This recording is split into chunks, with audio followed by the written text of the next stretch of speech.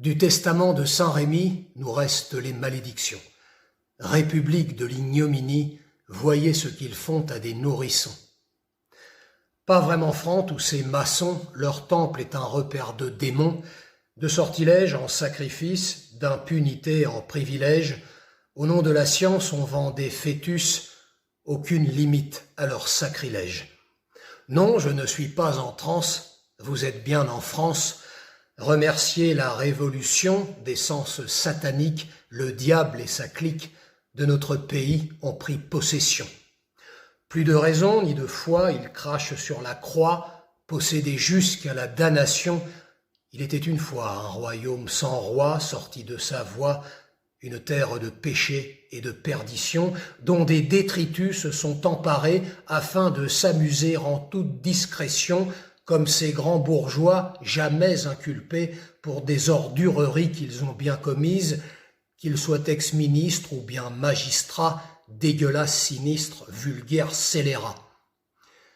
Nos institutions sont leur cabaret, il ne reste plus une seule place assise, ils se distribuent entre les légions et ça passe tranquille, sans opposition. Tous ces cancres-là, qui osent même prétendre à nos mômes faire l'éducation, une belle imposture quand on sait qu'éduquer, ça veut justement dire contenir les pulsions, et non pas l'inverse, les exacerber pour le bon plaisir de ces détraqués qui adoreraient nous faire avaler qu'il s'agit d'un penchant bien naturel, alors que la pédophilie est un vice des plus criminels. Enseigner la pénétration en classe de cours élémentaire, ça s'appelle corruption de mineurs, atteinte à la moralité. Quant à ceux qui parlent de sodomie à un pauvre gamin de CM2, ils exhument en nous le souvenir de la potence. Ouvrez les oreilles, ne fermez pas les yeux, car vous n'avez encore pas même effleuré ce qu'il y a dans leur cerveau retors. Ayez à l'esprit, prenez bien conscience qu'ils veulent préparer nos petits à consentir à leur délire. Sauf qu'il n'y a pas de consentement chez l'enfant, si ce n'est dans les rêves de ces satyres. Dégénérés qui aimeraient tant que les parents n'aient plus leur mot à dire en se retranchant derrière des lois écrites justement pour les servir. Et alors quoi, les pédos? N'y pensez même pas, nous vous voyons venir. Retournez plutôt vous palucher, tant que vous avez des mains, mieux vaut vous en servir, ça pourrait bien ne pas durer. Déliquescence de la pensée, délit de violence, nous sommes condamnés. Lorsque l'on parle de pédosatanisme, nous sommes pris pour des forcenés et on nous colle au mitard pour ne pas être leurs complices. Pendant que ces porcs se remplissent la panse, repus de leurs abominations, les droits sexuels pour nos enfants, feu d'artifice dans les caleçons de tous ces pervers narcissiques qui aiment profaner l'innocence et qui martyrisent leurs victimes tout en jouissant de leur souffrance. Leur putain de sale gueule maléfique me flanquent un sacré mal de tête, et bien que j'essaie de rester stoïque, pour être honnête, je ne suis pas à la fête. Quand je pense à toutes ces vies détruites par des pourritures de sous-êtres, je frapperai bien tout ce que je peux dans un de ces gros sacs à merde. Une détermination féroce, des abdominaux en béton ne suffisent malheureusement pas à éviter l'indigestion. Quand on ne voit même que d'un œil ce dont sont capables ces fumiers, on a beau être solide et gainé, on peut se prendre un chaos technique, le coup fatal pris par surprise, celui qu'on n'a pas vu venir. Car même quand on s'attend au pire, on n'est jamais assez blindé, surtout quand on a une morale et l'esprit normalement tournés. Pas assez de femmes, pas assez de string, pas assez d'hommes, pas assez de films pour adultes, pour eux ce n'est pas assez occulte. Ce qu'ils veulent, c'est souiller les âmes pour les offrir à Belzébuth, avec du sang, avec des larmes. Ce qui les excite, c'est ce qui nous rebute. Si vous trouvez cela étouffant, sachez que certains ont étouffé. la tête dans un seau d'excréments, leurs bourreaux sont en liberté. Des horreurs qu'on ne peut concevoir et qui nous condamnent à souffrir, les yeux absents de tous ces gosses devraient nous empêcher de dormir. Imaginez le désespoir de ces petits anges devenus martyrs, sans défense tout seuls dans le noir. Mon Dieu, ce qu'ils ont dû subir. J'ai souvent honte d'être un bonhomme et de n'avoir pu les secourir. Les pédos veulent légaliser. Ils en ont marre de se cacher. Ces cafards demandent la lumière. Ça nous évitera de les chercher. Sortez-nous les dossiers secrets et balancez-nous tous les noms. Si la justice n'existe pas, elle sera l'œuvre des darons. On réglera ça à l'ancienne pour dissuader tous ces maniaques en leur donnant une bonne migraine à coups de poing et de matraque. Quand les égouts débordent, il faut les nettoyer. Ce qui nous est inconcevable doit être éradiqué.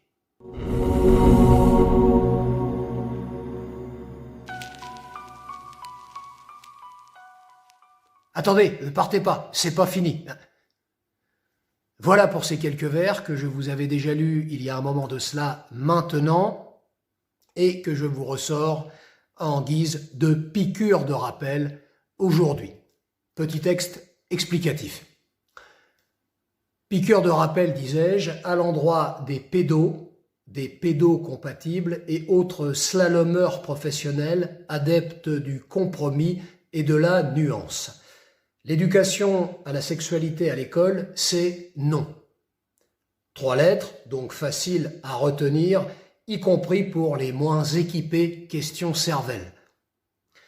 Nos enfants n'appartiennent ni à l'OMS, entité dirigée, je le rappelle, par un ex-terroriste d'un groupe trotskiste, ni au planning familial, nous avons déjà abordé l'origine douteuse et eugéniste de la structure en question, ni à la République, dont tout le monde devrait normalement connaître les origines, ni à l'éducation nationale, qui ferait bien de se métamorphoser en instruction nationale, Dieu sait s'il y a du travail au vu du niveau actuel, pas plus qu'ils n'appartiennent aux professionnels de la profession qui n'en sont pas et dont nous foutons de la vie comme de l'an 40.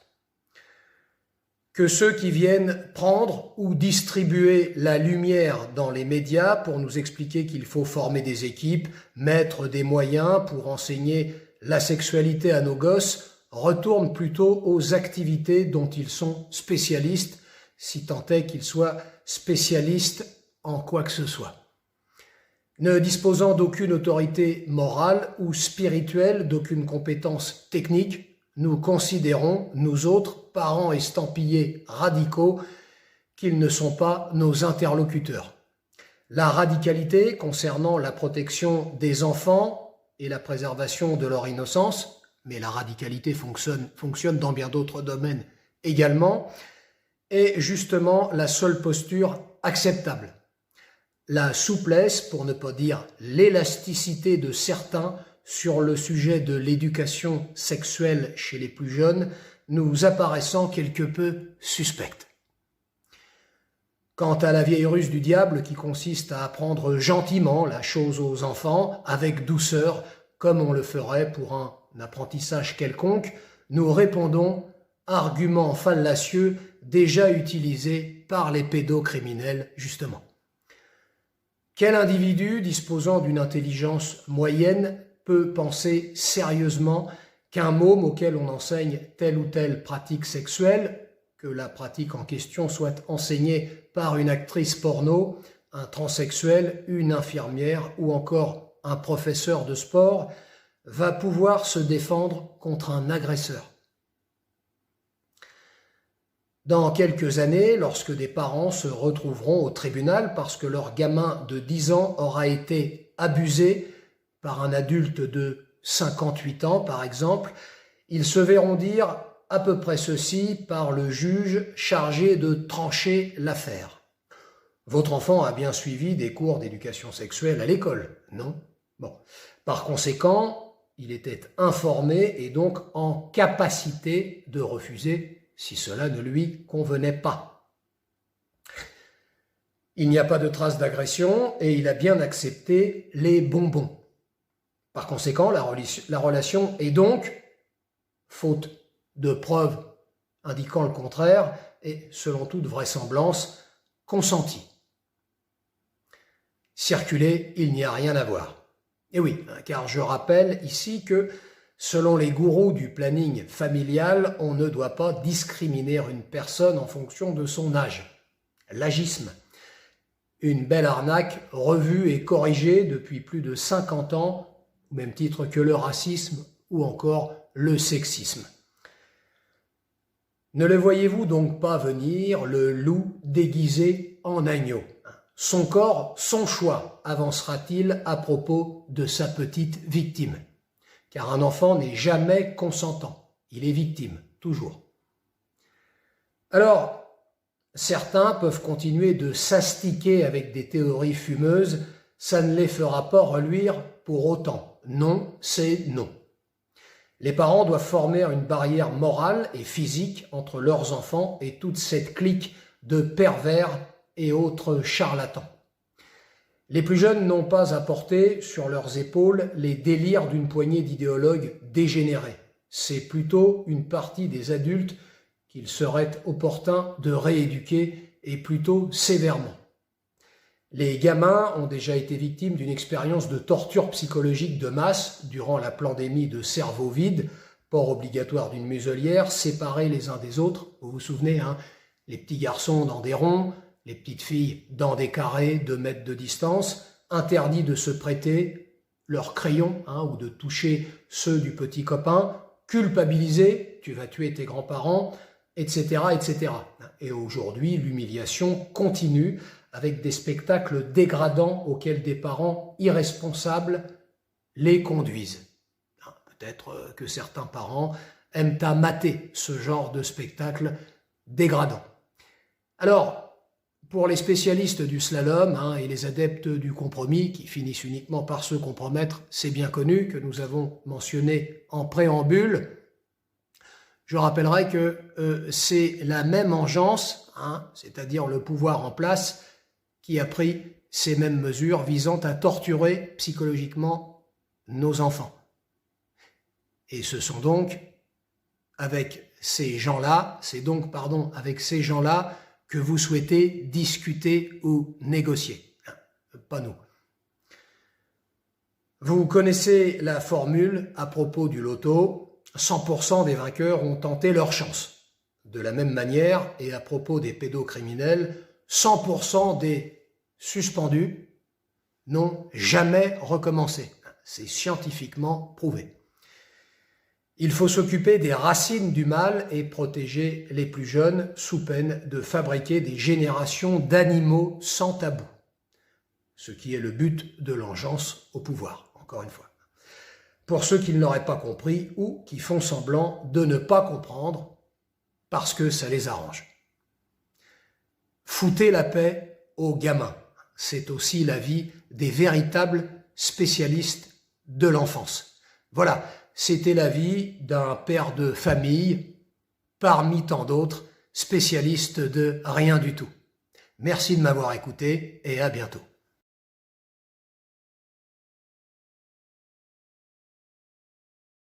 Il enfonce ses ongles, il déchire et après il prend du vin du badat, une sorte de sirop comme ça, et il mélange avec sa salive et suce le membre du gosse. D'abord c'est un rabbin, avec une barbe plus ou moins hirsute, d'accord, je ne sais pas à quel point il est pouillé ou pas, c'est pas un chirurgien. Il coupe, après il enfonce ses ongles, qui d'habitude quand c'est un Moël, c'est un circonciseur habitué, ses ongles sont tout noirs tellement il fait souvent ça avec le sang. Il enfonce ses ongles, il déchire et après il prend du vin du badat, une sorte de sirop comme ça, et il mélange avec sa salive et suce le membre du gosse.